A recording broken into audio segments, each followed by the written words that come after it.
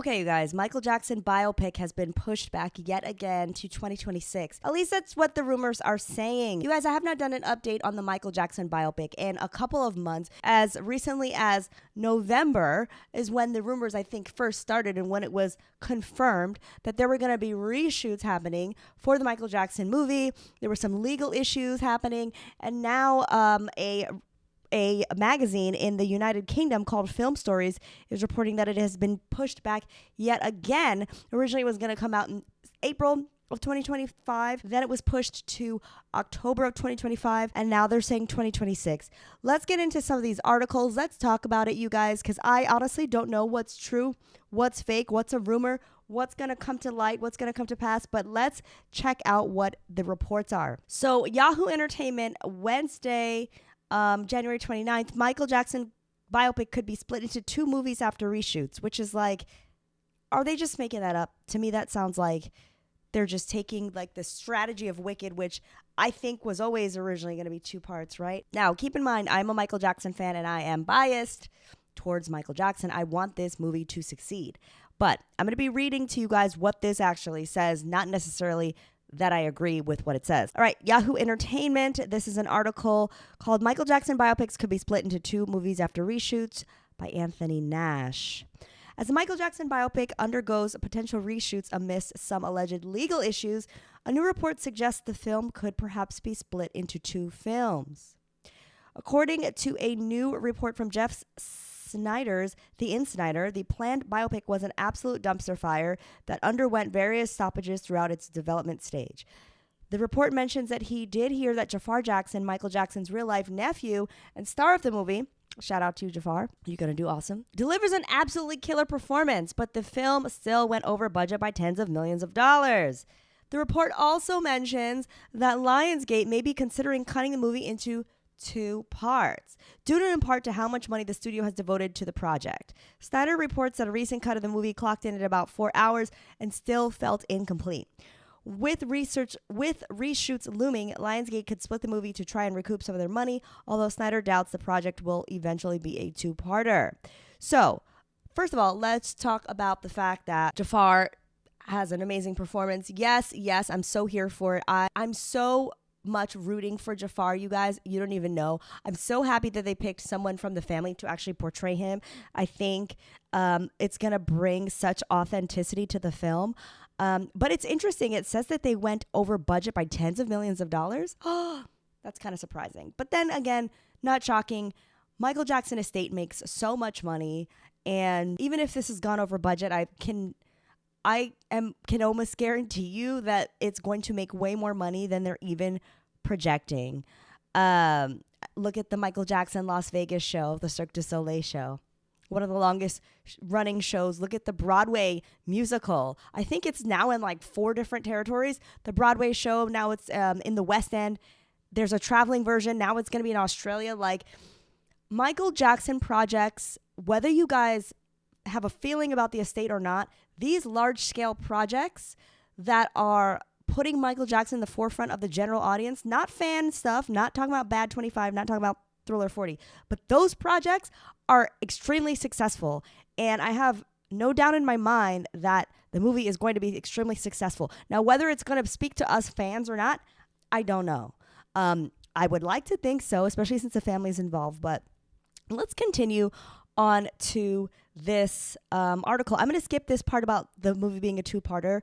I can link the article down below if you guys want to read that. This is interesting. It says Snyder's report also briefly touches on the vibes of the set during production. According to Snyder, the Jackson family and estate were often there and difficult to deal with, quote unquote, which resulted in Antoine Fuqua often directing the project remotely from his van. As far as the plot goes, Snyder's report also mentions that originally the script for the film ended with Michael's infamous Neverland estate being raided by the FBI, and that the plan to address any allegations against him were simply not to mention them. That seemingly changed somewhere along the way due to the film's previously reported legal issues, so it's unclear where the project stands now. Okay, now we're going to get into this Puck article. The Puck newsletter by Matthew Baloney. It says, years before the Michael Jackson movie was in production, Jackson's estate agreed to never include the Chandler family in any movie or project about the star. It says that there's a signed agreement between two families prohibits the Chandlers from being used in any dramatization. And the issue with the biopic was that the newsletter noted it was a large portion of the third act of the planned biopic of the music legend, involves the infamous lawsuit against Jackson by Jordan Chandler. And the report mentioned also that the film paints Jackson as innocent throughout this process, and a scene in the movie includes Jackson meeting his lawyers and hearing audio of Chandler's father threatening to destroy Jackson's career. The studio may be forced to completely reshoot scenes of the movie due to key parts being unusable. The movie as a whole, according to Puck's newsletter, shocked those behind the film because they were unaware of such payments that had been made. They're talking about payments that had been made to a family. And to be honest with you, I am just confused on who they're even talking about because the family has not been disclosed. Was it the Chandlers? Was it the Cassios? Was it somebody else? Like, I really don't know. But Branca reportedly let the team know of the legal issues surrounding the scenes in the movie only after filming had already wrapped in the project. Okay, so I have thoughts about all that. Number one, the Jackson family being difficult / the estate being difficult. Now, difficult in what way?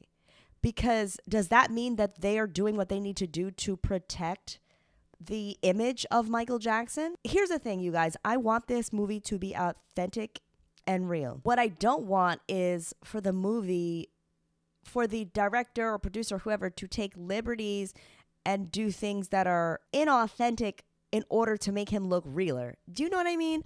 Like, I want the movie to talk to me, to show me, to speak to me as a fan about who the real Michael Jackson was. So if that means that the estate, whether that be the lawyers or John Branca or whoever else, or Prince Jackson or Jafar, one of his uncles, his cousins, whatever, if they're on the set and they're like, no, Michael would have done it like this against what the director is saying, then okay, I guess that could be considered difficult.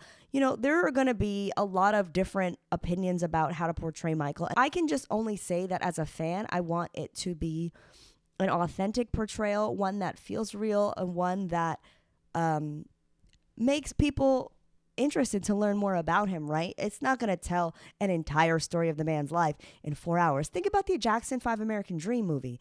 That Jackson's American Dream movie was like 4 hours, I think. Made for TV miniseries. Did amazing. Still like my favorite portrayal of Michael Jackson ever. Wiley Draper. May God bless his soul. Rest in peace. But think about that movie. And that covered everything up until like the Victory Tour, but it was released like after the bad era. I mean, wasn't it even released like in the 90s, in the dangerous era? Like, there was so much that they could have covered, but they didn't get a chance to.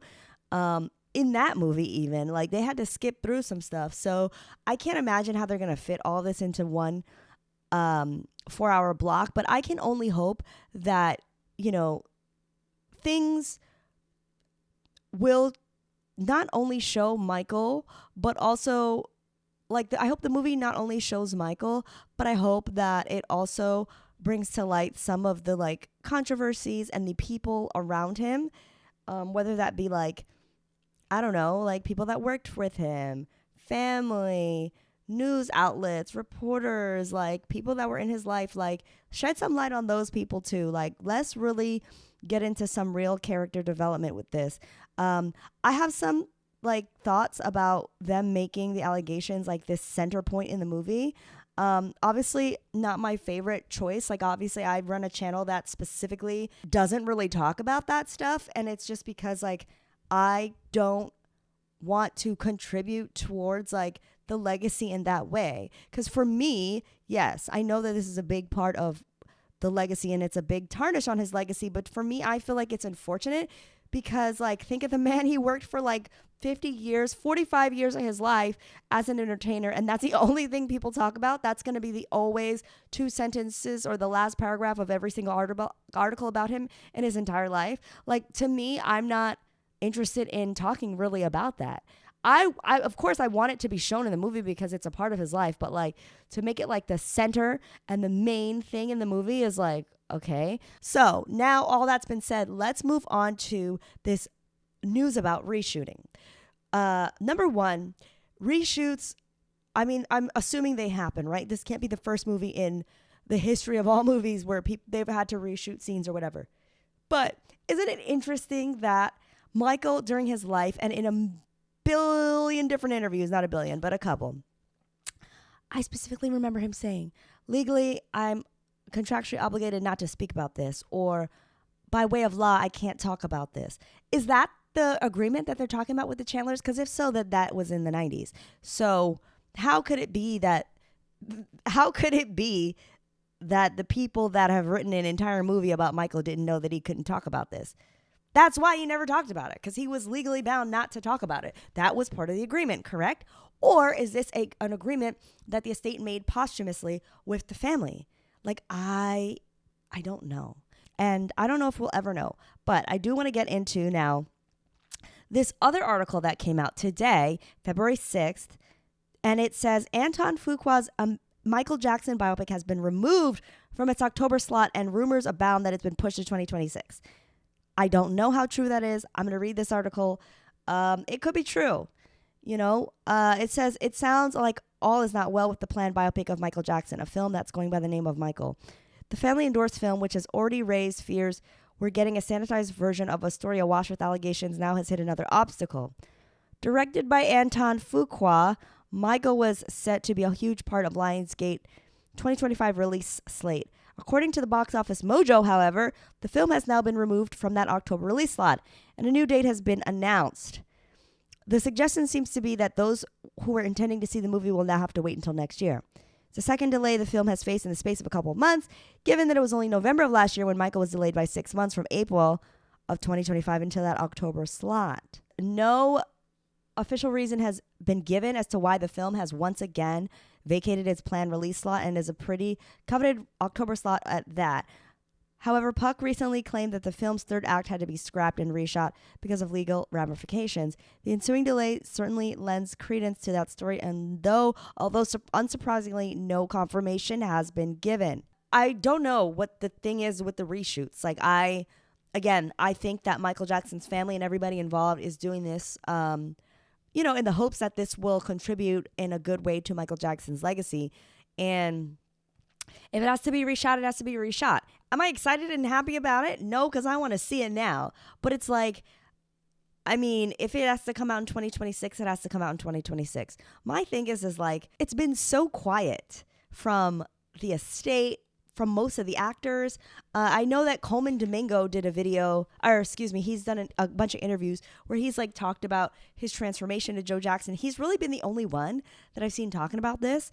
There was an interview from one of the actors that plays one of the Jackson brothers, and I don't remember his name right now, but he did an interview and he talks about yeah, man, I heard they had to reshoot, I heard about that, but he didn't really have much else to say.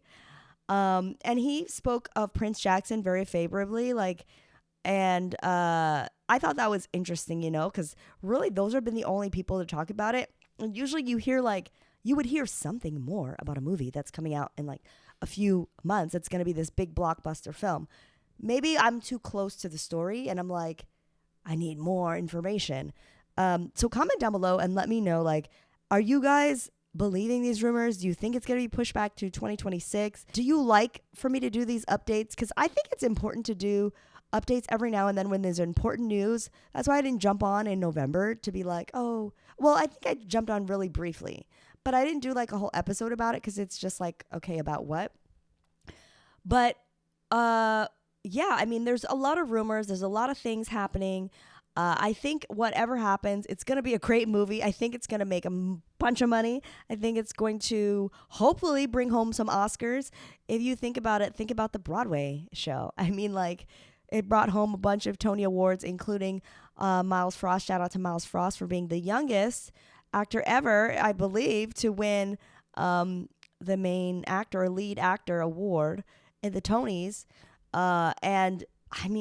They also kind of plucked Miles Frost out of obscurity too. He was a college student, super talented and amazing, but I say all that to say I have a lot of faith in Jafar.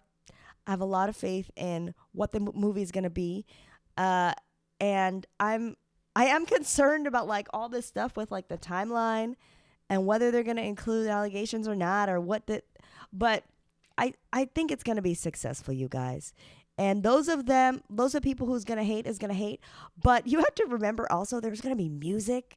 Like when a biopic has music, it's like, okay, like it brings you to a different place. And I think this is going to do that for both Michael Jackson fans and non-Michael Jackson fans. I think this is going to almost have like the Elvis effect. The Elvis movie that came out, I believe that was in 2022, that kind of like sent shockwaves through the world with like kind of this resurgence of interest in Elvis and his fans, new fans it made. So I'm excited to see what happens with this. If you are interested in chatting it up very candidly with me or other fans that are like me, big fans of Michael Jackson, join my Patreon.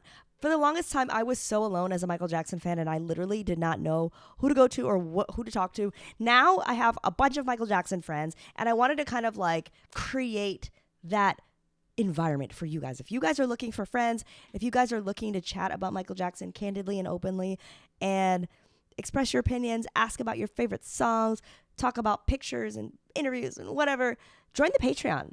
I post 3 exclusive videos for Patreon a month over there, and I also do like polls and like exclusive Q&As.